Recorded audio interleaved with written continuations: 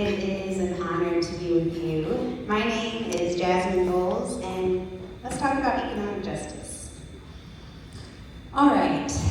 I want you to know that I come to this work as a native of Georgia, a caretaker, and someone who often witnesses firsthand the challenges that our families face here in Georgia.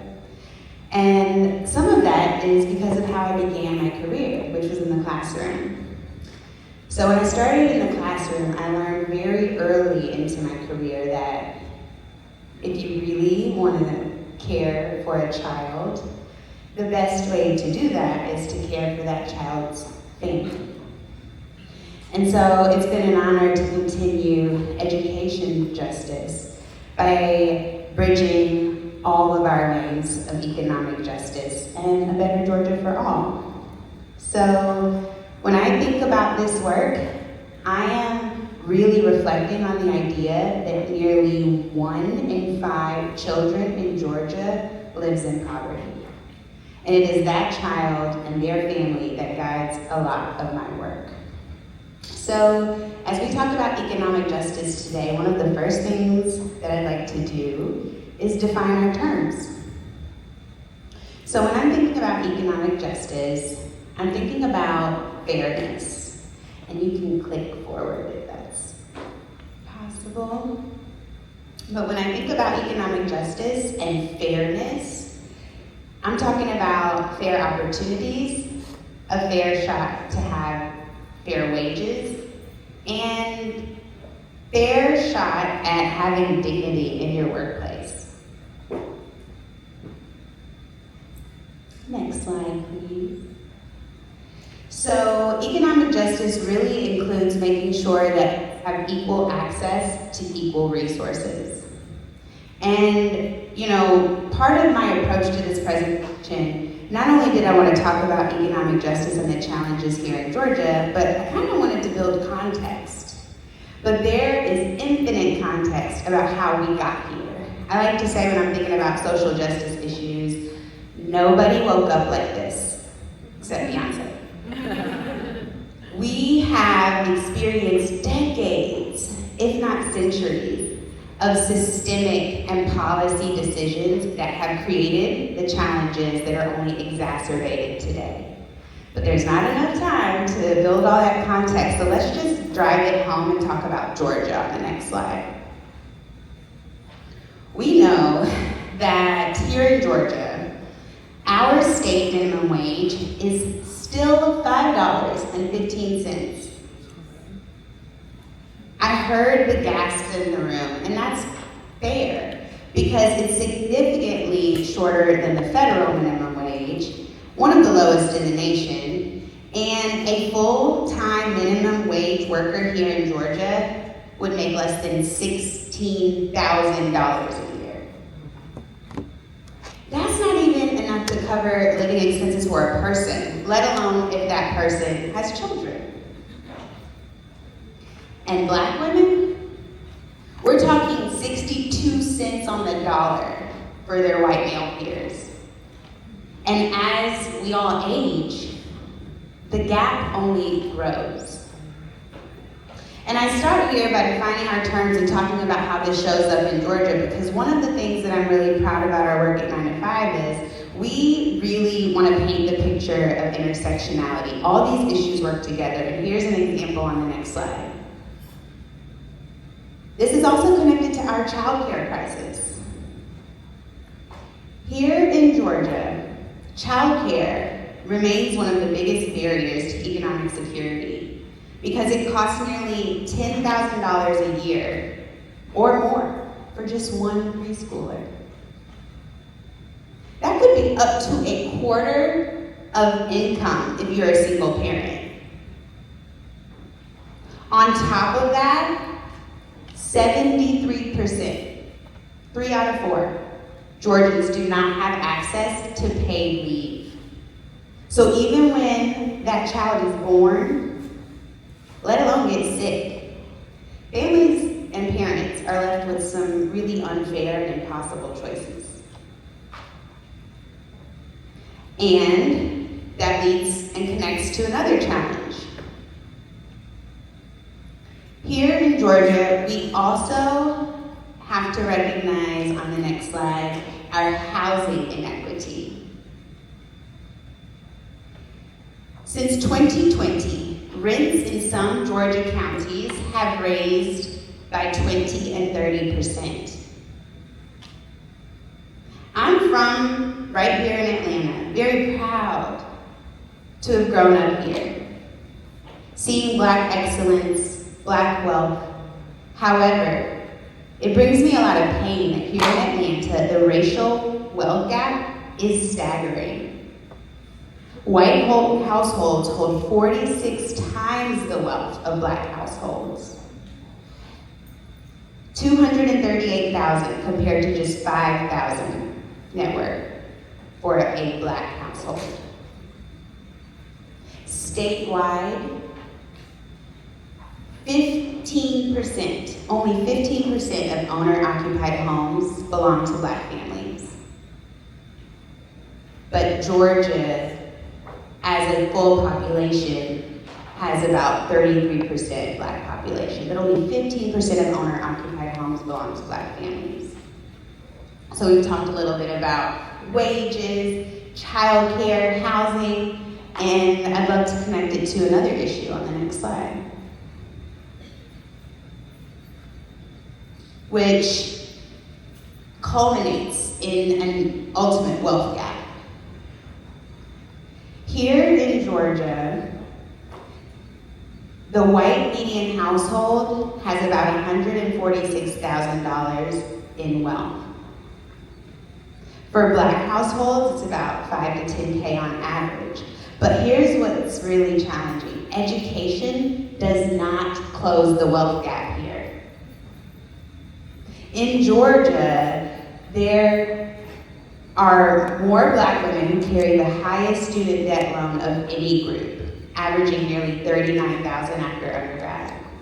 So we've got highly qualified, degreed individuals still making a fraction of what their more affluent white male colleagues would make doing the same work. On the next slide, I'd love to connect to another issue. Let's say you're a parent doing your best. You found your housing, you got a roof over your head. Every month, those bills come. And here in Georgia, utility bills and utility costs are out of control. Shout out to all of you who are paying attention to the Public Service Commission and all of the incredible and important work that they do. In recent years, the Georgia PSC has approved rate hikes that make power more expensive for everyone. Not only has the PSC approved these rate hikes, but we also have a lot of pop-ups of data centers and other energy-heavy developments in communities without the voices of those communities. One example is in Albany, where families are fighting back by organizing for weatherization funding so that their homes can become more efficient and affordable to heat in the winter or to cool in the summer. Sometimes when we talk about these issues at 9 to 5, I think I meet a listener who's like, wow, look at that one person impacted by that one issue. So we've taken it upon ourselves to really tell this story of intersectionality through the lens of one woman. I'm not telling you 5 things that impact 5 people. I'm talking about 5 challenges that can impact the life cycle of a woman and her family. And so to model a little bit of that, I want to tell you about a story for a woman I'll call Aaliyah. Aaliyah is figurative, relatively, but she represents thousands of us. She's born right here in Georgia, in a working class family.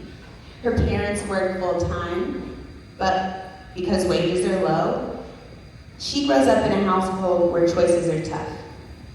Do we pay the light bill or the medical bill? Do we keep the car running or do we buy school supplies? That's her reality. She makes it through school, but her classrooms are a little crowded, a little underfunded, but her teachers believe in her. So she presses through and graduates.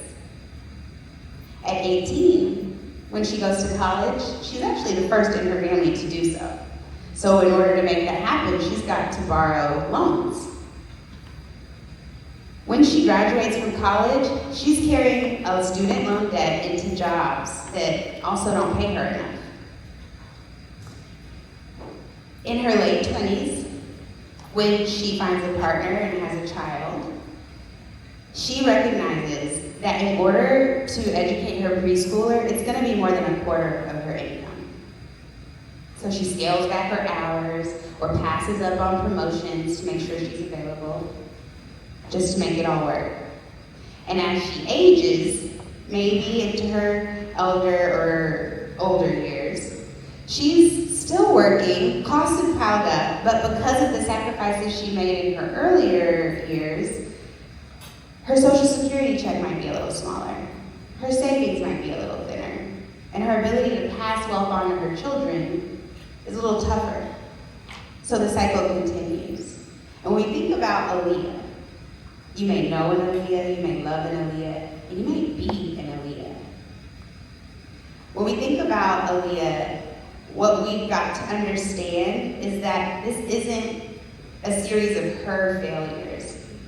These are systems, and at every stage, a policy choice could have improved the arc and trajectory of Aaliyah's life and that of her children. That should frustrate you, but it should also embolden you. So when we think about what we do about something like this, the Aaliyahs in our life or in this room, on the next slide, I want to tell you a little bit about 9 to 5.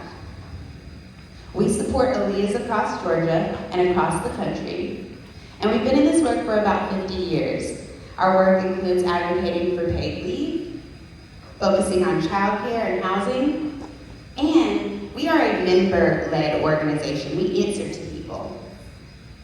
And our members include working people and their families. That means a lot to us.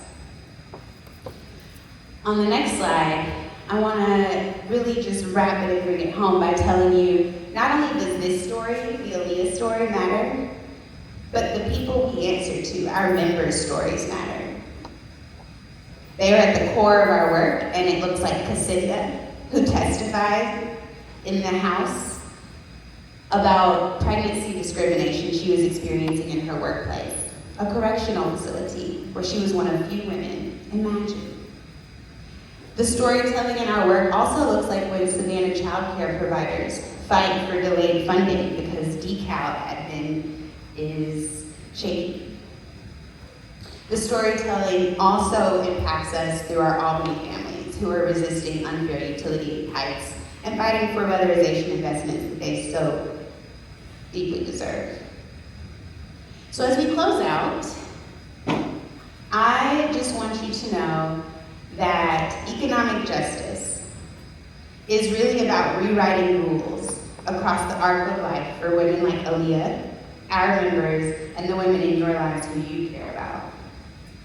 In Georgia, we're fighting for a space where every family can thrive, where your race, gender, nor zip code determine your economic future, and where women and families and children are at the heart of this work. So we often use public opinion and polling, which you'll hear about a little bit later, to center the voices of our folks. And as we close out, this last slide, I hope, okay, maybe the next last slide, is about joining us. And so making sure that you know that you've got a partner and friend in 9 to 5 Georgia. We hope not only that you might think about becoming a member, but I'm also going to say thank you to all of the faces in the audience who are already a part of this robust progressive village. We lead the Paid Leave Coalition, and so thank you all for helping us continue to march. And